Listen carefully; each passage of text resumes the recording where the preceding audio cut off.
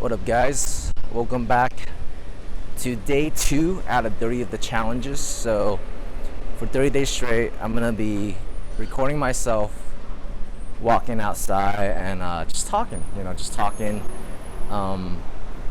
trying to be a little more comfortable, I guess, vlogging in person with other strangers on the street. And it's a skill that we have to work on, and that's all right.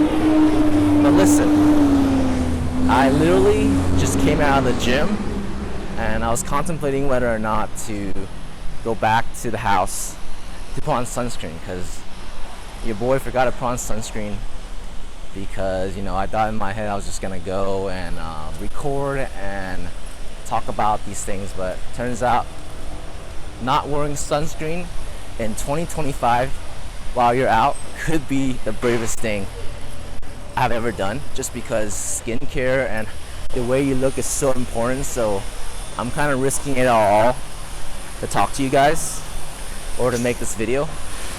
But guys, comment down below if you could figure out where I am vlogging from, and wrong guesses only, please. Anyways, so today the topic I want to talk about is vulnerability, right?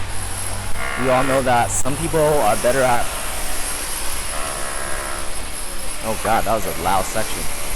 Alright guys, the sound quality is probably much better out here just because we're away from all the construction noises. But hey, that means I'm walking towards the main street where there's gonna be a lot more people. But hey, we can only get better as we continue to do this. And honestly, I'm kind of having fun, even though it's kind of rough. But the topic I'm trying to talk about today is that vulnerability is a strength, right? And like I said earlier, maybe it might have caught it or maybe not, that we all know some people in our life that are very good at being vulnerable, and some people who are obviously not very good at vulnerable. But I think it's a skill that we all have to work on. And I know that maybe a lot of the older culture men with vulnerability gets a bad rep that showing weakness is bad. It makes you seem less worthy in other people's eyes. But who cares, bro? This is other people's eyes. As long as you don't think you are weak or you see it as a strength, then it really don't matter what other people think. And so why I'm bringing this up is because I think recently I've learned to be better at sharing about my feelings and the things that are on my mind to friends around me, to the brothers or at church. And I've noticed a significant difference in my mood and just how I feel about myself as a person, just being able to share about the things I'm struggling with and just going through. And to add to that, I feel like being in a cell group really helped with just being able to be vulnerable, because in that close niche of church people that I hang out with every Thursday, it's always such a positive environment, that we're constantly sharing about things we're struggling with and just hearing advices from the different walk of ages of people. In the cell there's married men, there's single men, there's men who are older who are not married, but everyone is in a different walk of life. But the important thing is that they all bring unique takes and experiences that I could learn from, and that's such an amazing thing for me and for everyone.